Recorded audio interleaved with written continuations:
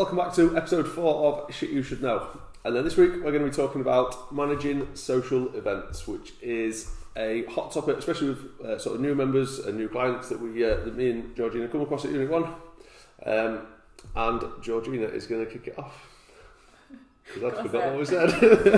So we're just going to talk through events that might come up throughout the year, things like birthdays, Christmas, Easter that is a bit more relevant to the time that is coming up today, and just how we can manage them with our goals. So obviously it will always depend on what our goal actually is, so whether it's fat loss, muscle gain, just trying to be healthier, and whatever your goal is, there is a way of managing the social events to make them work, because let's be honest, a lot of events have lots of drinks, lots of food, sometimes lack of sleep as well, so all of those things will play a part into, so all of those things will get in the way of the things that we actually need to do to achieve our goals. So we just can talk about how to manage them. So I'm going to ask you a question, Luke. If you had a client who was looking to gain muscle mass, so they wanted to train a certain amount of times per week, but then every Friday and Saturday they were going out at the weekend as well, how would you help them manage their training and their goals alongside that, and what would be your advice to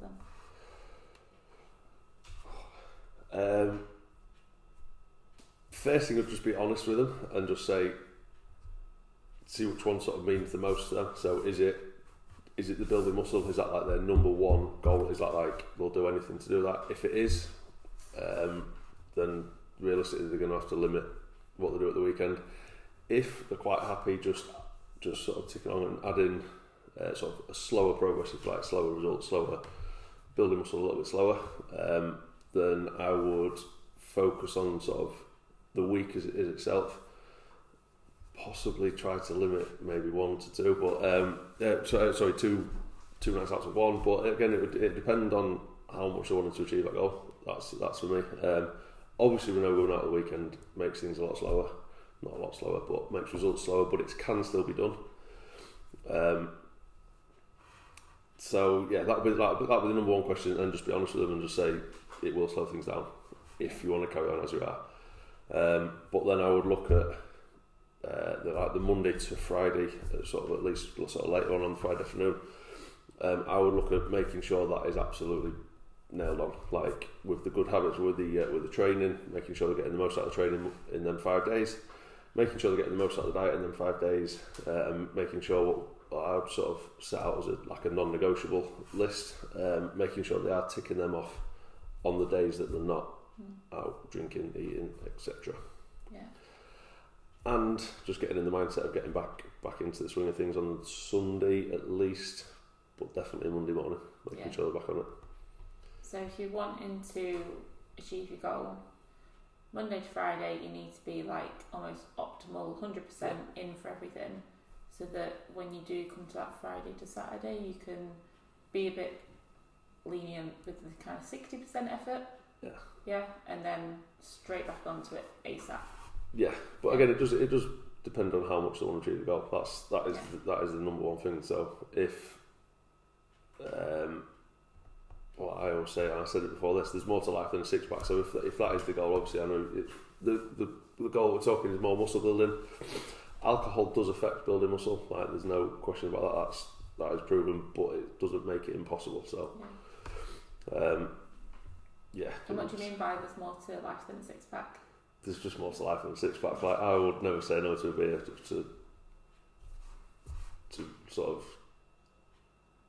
move towards losing weight. For me personally, I think that is something that's a lot different. Yeah. But go back to when I first started training, 15, 16, I was probably still similar to what I am, like similar sort of mindset to what I am now, where I would never say no to a beer. I was out far too much. I was probably out for 3 or 4 days a week when I first started training. So I don't know. It's harder for me because, like I say, I'm happy with our look. I'm happy with our train. So if you're thinking me personally, then I would just I'd just be out Friday and Saturday and just enjoy it and not really think too much about it. But again, I've got all of them habits from Monday to Friday. Like my food is probably about 80-90% of it is good.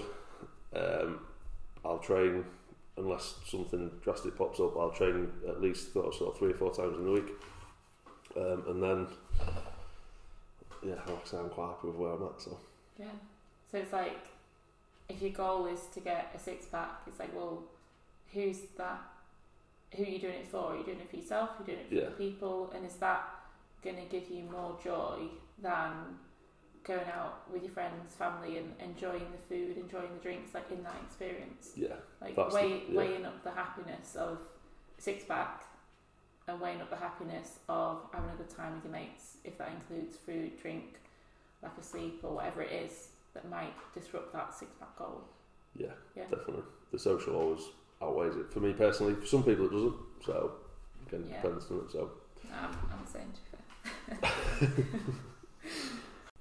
So we'll flip it round then. So I'm going to ask you now. So if a new client comes into you and they said they've got a wedding, they've got a goal, 12 months time, they want to lose some weight for it, they want to do it, but they don't want to sacrifice the social events.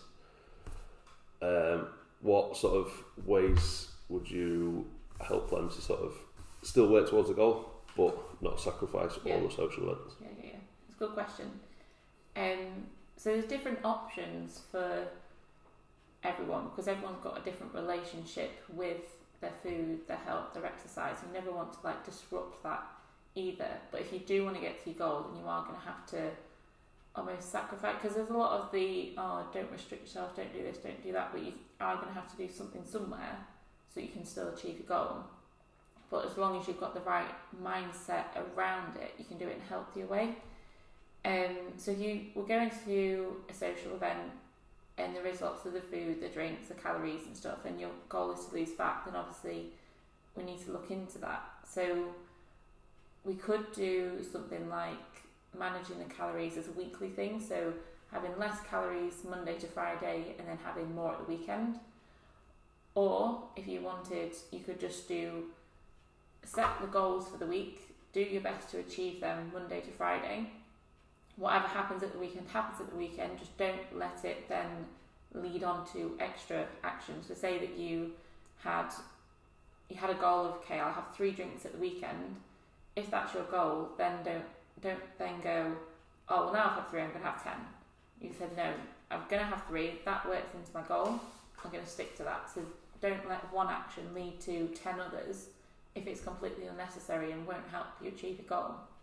So you could set like targets and goals there, or you could just go and enjoy the event.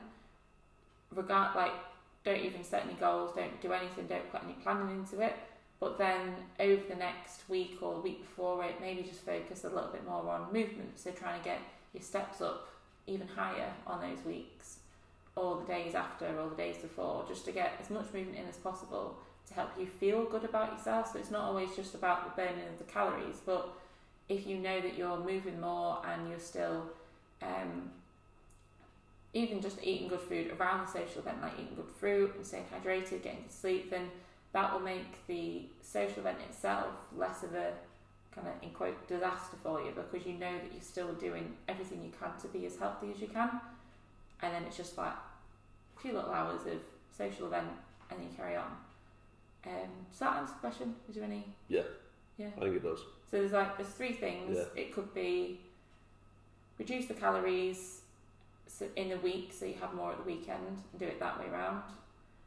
Or you could just go to the event, just enjoy it, don't let it then spiral into an effect of anything else. Or the third option, you could go enjoy the event, maybe set some goals, but then also make sure that the stuff that you're doing around the event, maybe increase it a little bit, so have more fruit, more water, more steps, and just do a little bit more to help balance it out. So there's 3 little options. Again, all of it depends on you, your relationship with it. Obviously, we don't want to get into this habit of every time we eat more, we have to go out and do a run and stress ourselves out or restrict ourselves and stuff like that, because that's not a healthy long-term relationship. But you just need to consider your goals, consider what you do need to do to help achieve them, and don't be your own worst enemy and get in the way of yourself. So yeah, I think that's and give yourself enough time to achieve your goals as well. Yeah. I think that's one thing that some people sort of underestimate, how if they are going for like 2-3 months and they've set themselves like quite a tough goal to get to in that sort of time frame, then how restrictive you are actually got to be to achieve some like big results in that short space of time. So always give yourself enough time. I'm just going to throw a spanner in the works that we spoke about holidays. Oh yeah. How do you manage Callum's training and still working towards a goal with a holiday? Holidays personally or for a client? A bit both. Okay. Personally, holidays are a break from reality.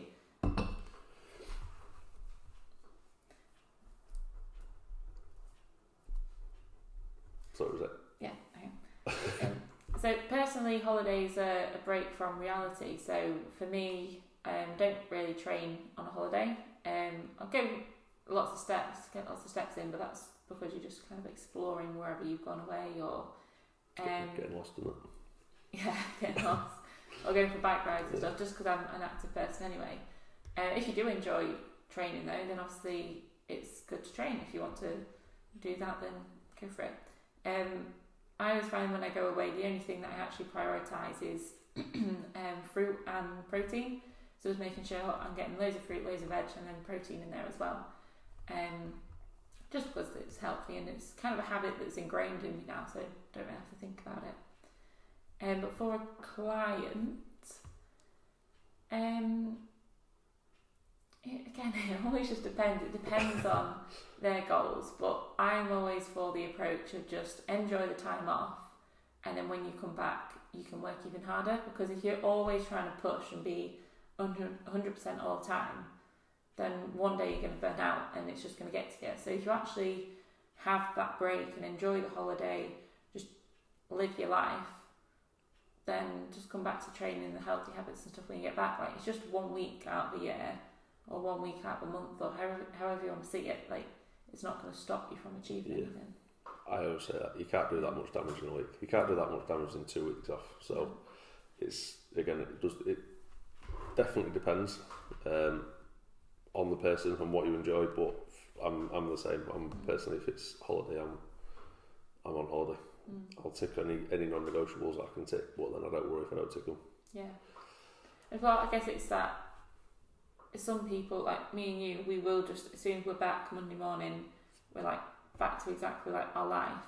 Some people might actually take a week off before the holiday and a week after the holiday, so then it actually becomes like this 3-week block of you being in holiday mode. But if it is just a week or 2 weeks or however long it is away, and then as soon as you're back, that's when you get straight back to your habits, and that's all right. But yeah, I don't know. Always depends. Always depends. So we'll wrap up episode 4 there. Thank you again for listening. One thing we do want to do on these podcasts is obviously talk about the things that you want to know. Obviously, it is shit you should know, so we're going to cover them. But any questions, obviously there's going to be the social post, so drop the comments or messages in there. Any topics that you want us to cover, I think there is a question box on Spotify somewhere. Q&A somewhere. Should be in the description of the Spotify, the description of the episode in the Spotify link. There should be a Q&A thing. If you have any questions, pop them in there and then we can answer them in the next episode. Perfect. Thanks for listening.